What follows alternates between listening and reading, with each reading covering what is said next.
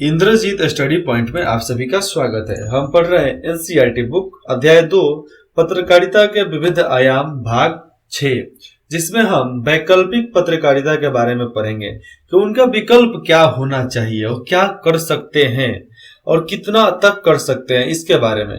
तो चलिए बिना समय गवाए इसको भी शुरू करते हैं। मीडिया स्थापित राजनीतिक सामाजिक व्यवस्था का ही एक हिस्सा है। क्या है? मीडिया स्थापित मतलब समझ लो केवल राजनीतिक सामाजिक व्यवस्था का ही एक हिस्सा है बस। और व्यवस्था के साथ तालमेल बैठाकर चलने वाले मीडिया को मधुधार का मीडिया कहा जाता है कि वह मधुधार का मीडिया है। इस तरह के मीडिया आमतौर पर व्यवस्था के अनुकूल और आलोचन के एक निश्चित दायरे में ही काम करते हैं। इस तरह के मीडिया का स्वामित्व आमतौर पर बड़ी पूंजी के पास होता है, जो बड़ा पूंजी वाला होता है उसके पास होता है, और वह बहुत ज्यादा बहुत मुनाफा कमाने के लिए काम करती है। उसका मुनाफा मुख्यतः विज्ञापन से आता है। जितना ज्यादा विज्ञापन उतना ज्यादा मुनाफा, फायदा। इसके विपरीत जो मीडिया स्थापित व्यवस्था के विकल्प को सामने लाने और उसके अनुकूल सोच को अभिव्यक्त करता है, उसे वैकल्पिक पत्रकारिता कहा जाता है। आमतौर पर इस तरह के मीडिया को सरकार और बड़ी पूंजी का समर्थन हासिल होता है। जो वैकल्पिक पत्रकारिता जो करते हैं उनके पास बहुत ज्यादा लोग आते हैं। क्यों? क्योंकि राजनीतिक दल अपना प्रचार कराने, चाहे बहुत अमीर लोग अपना प्रचार कराने के लिए ही उनको चुनते हैं। उससे बड़ी कंपनियां जो उससे भी बड़ी है, उसके लिए विज्ञापन भी नहीं मिलते हैं और वह अपने पाठकों के सहयोग पर निर्भर होता है। छोटा मोटा मैगजीन देख लो, वो आपको बहुत चलता है। लेकिन आज के समय में आप कोई भी अखबार उठा लो, जैसे में हिंदुस्तान, दैनिक भास्कर, दैनिक जागरण, ये सब अपने पाठक के वजह से बिकते हैं, नहीं तो नहीं बिकते। खरीदने वाला खरीदता है तो बिकता है, नहीं खरीदता तो नहीं बिकता। समाचार माध्यमों में मौजूद रुझान क्या क्या होता है? देश में मध्यम वर्ग के तेजी से विस्तार के साथ, जब मध्यम वर्ग तेजी से आगे बढ़ता है तो उसके साथ ही मीडिया के दायरे में आने वाले लोगों की संख्या भी तेजी से बढ़ रही है। साक्षरता और क्रय शक्ति बढ़ने से भारत में अन्य वस्तुओं के अलावा मीडिया के बाजार का भी विस्तार हो रहा है। इस बाजार की जरूरतों को पूरा करने के लिए हर तरह के मीडिया का फैलाव हो रहा है। हर तरीका के मीडिया फैल रहा है, जैसे में रेडियो, टेलीविजन, समाचार पत्र, सैटेलाइट टेलीविजन, यहाँ पर जो स्क्रीन लगा दिए जाते हैं, और इंटरनेट सभी विस्तार के रास्ते फैल रहे हैं। बहुत तेजी से फैलाव इनकी हो रही है। लेकिन बाजार के इस विस्तार के साथ ही मीडिया का व्यापारीकरण भी तेजी से होते जा रहा है और मुनाफा कमाने को ही मुख्य ध्येय समझने वाले पूंजीवादी वर्ग ने भी मीडिया के क्षेत्र में बड़े पैमाने पर प्रवेश किया है। यहाँ पर लिया जा रहा है कि लेकिन बाजार के इस विस्तार के साथ, बाजार बढ़ रहा है, इस विस्तार के साथ ही मीडिया का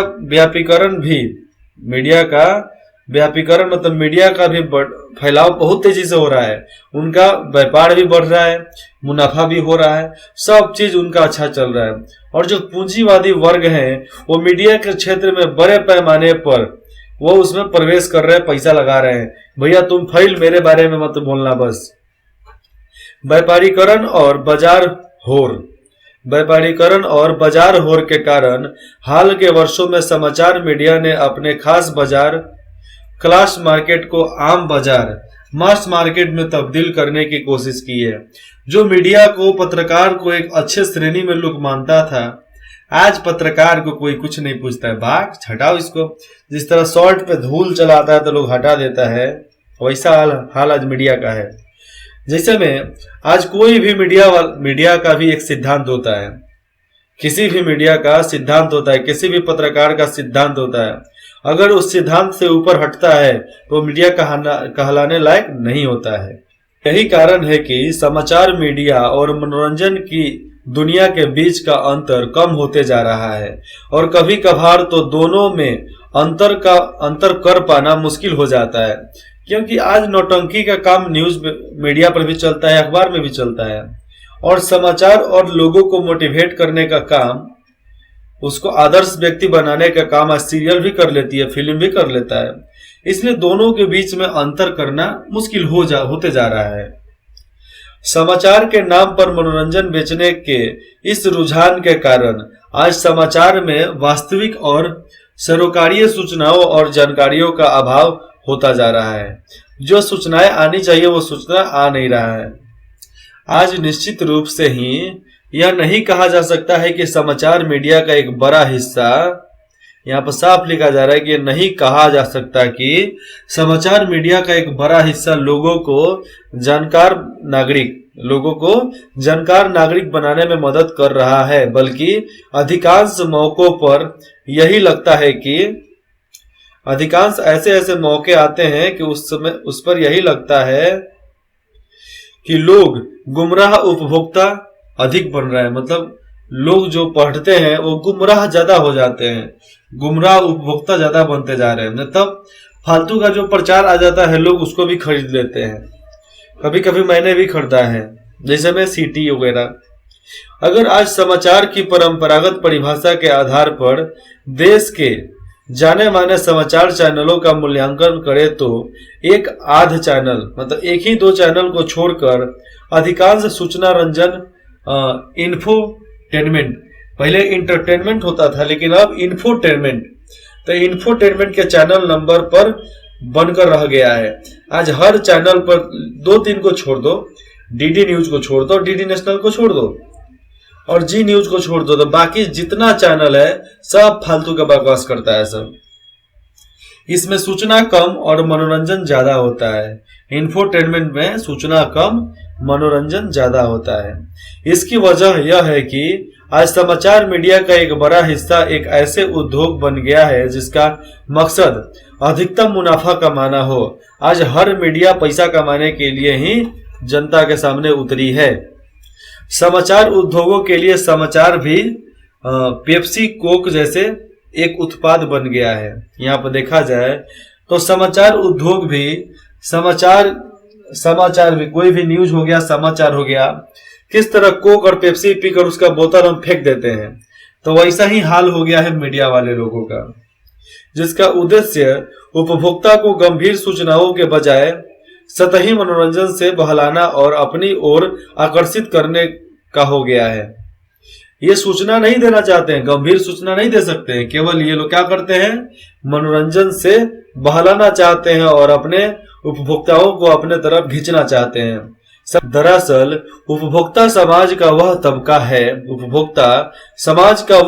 है, वह स्रोत है जिसके पास अतिरिक्त कार्य शक्ति है, मतलब बहुत ज्यादा फालतू का समय उनके पास है, और व्यापारीकृत मतलब एक तरह से जो व्यापारिक मीडिया चल रहा है, तो व्यापारिक मीडिया अतिरिक्त कार्य शक्ति वाले सामाजिक तबके में अधिक पैठ बनाने की होड़ में उतर गए हैं कि हम ज्यादा बिकेंगे, हमको ज्यादा लोग देखेगा तो हमको ज्यादा लोग देखेगा।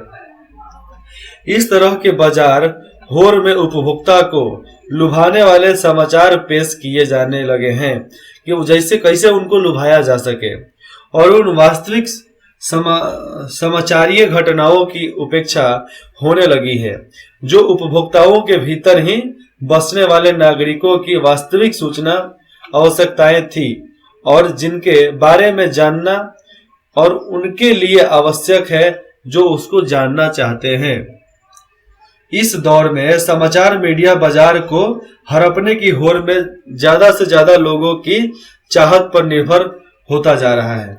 ज्यादा लोगों के चाहत पर निर्भर होते जा रहे हैं समाचार मीडिया वाले, और लोगों की जरूरत किनारे की जा रही है। लोगों का जो भी जरूरत है उसको किनारे किया जा रहा है और फालतू की बातें को मीडिया में दिखाया जाता है, जिसमें कोई संदेह नहीं है कि समाचार मीडिया में हमेशा से ही सनसनीखेज या पीत पत्रकारिता और पेज 3 पत्रकारिता की धाराएं मौजूद नहीं है। पेज 3 आपको मैं बताता हूं कैसे।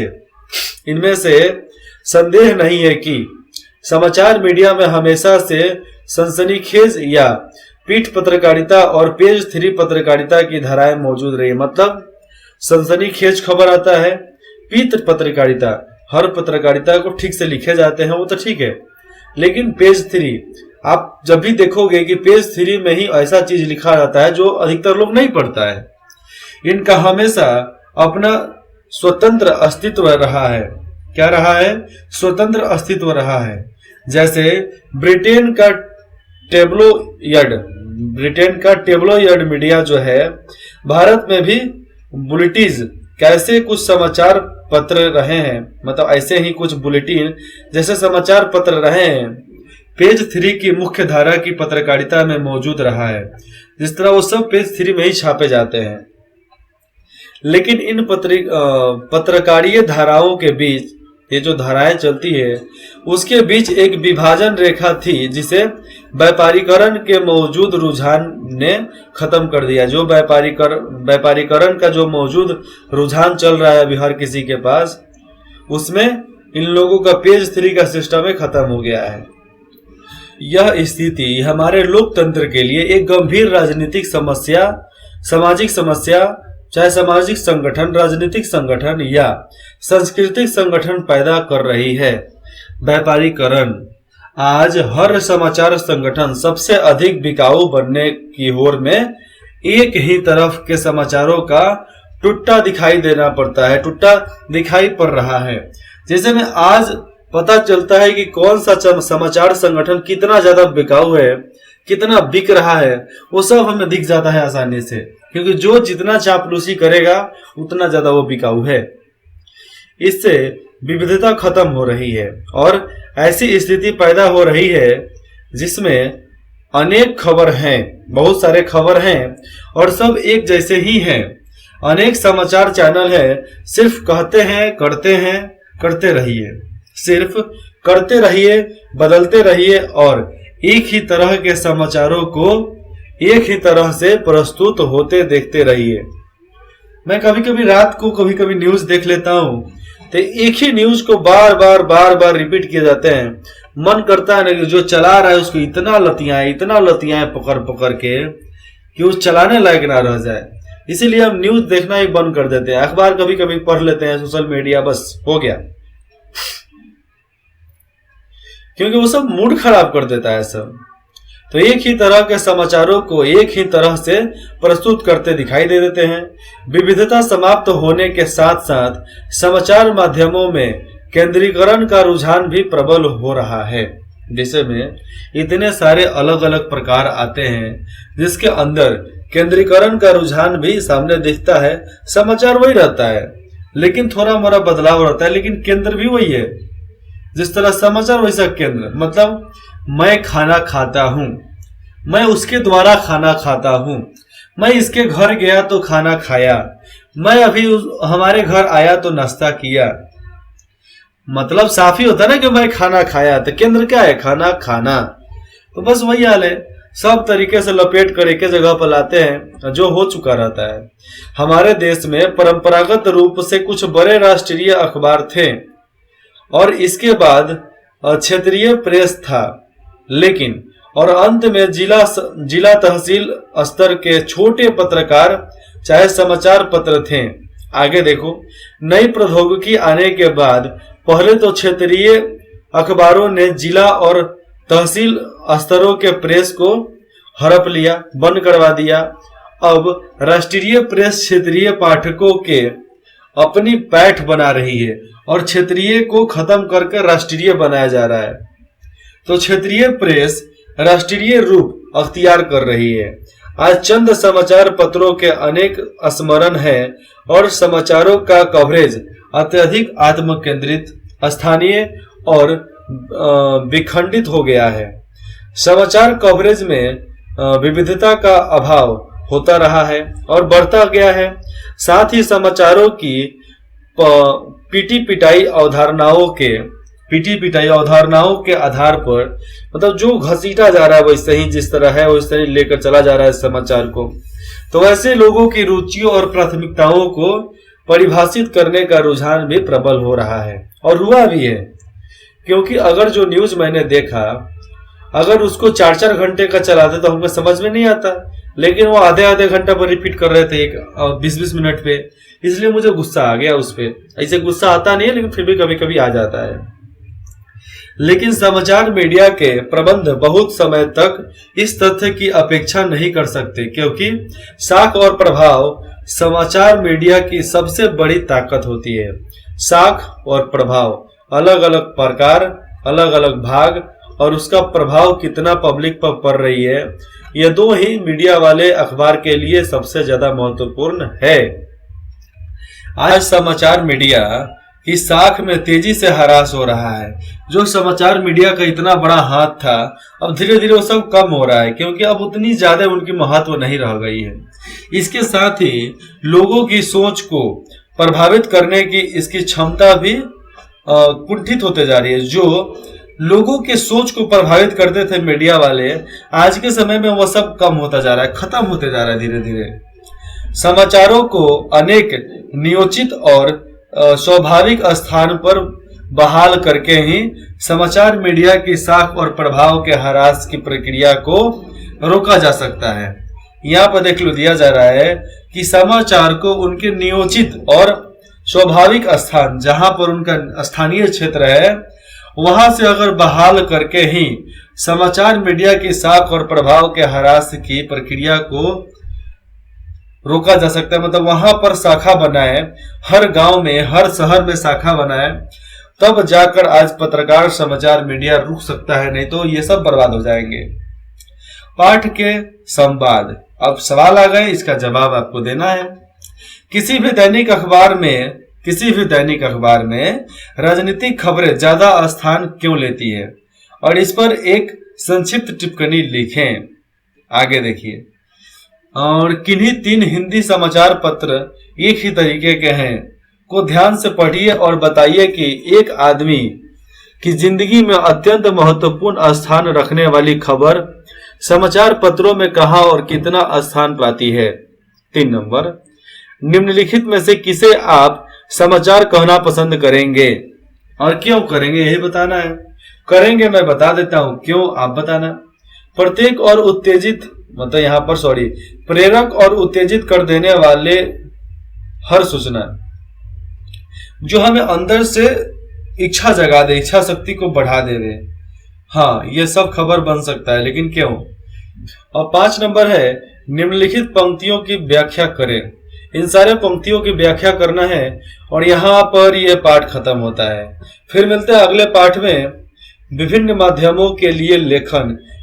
अभी तक हम 11वीं का 2 पाठ पढ़ चुके हैं, और 12वीं का हम 3 पाठ पढ़ेंगे। कौन सा? 1, 2, 3। विभिन्न माध्यमों के लिए लेखन, पत्रकारीय लेखन के विभिन्न रूप और लेखन प्रक्रिया, और विशेष लेखन स्वरूप और पत्रकार के बारे में हम पढ़ेंगे। ठीक है। इंद्रजीत स्टडी पॉइंट में जुड़ने के लिए आप सभी का बहुत बहुत धन्यवाद। आशा करता हूं कि आपको जो भी दिक्कत हो, आप बेझिझक कमेंट करके हमें बता सकते हैं, नहीं तो आप मेल पे हमें कांटेक्ट कर सकते हैं। धन्यवाद।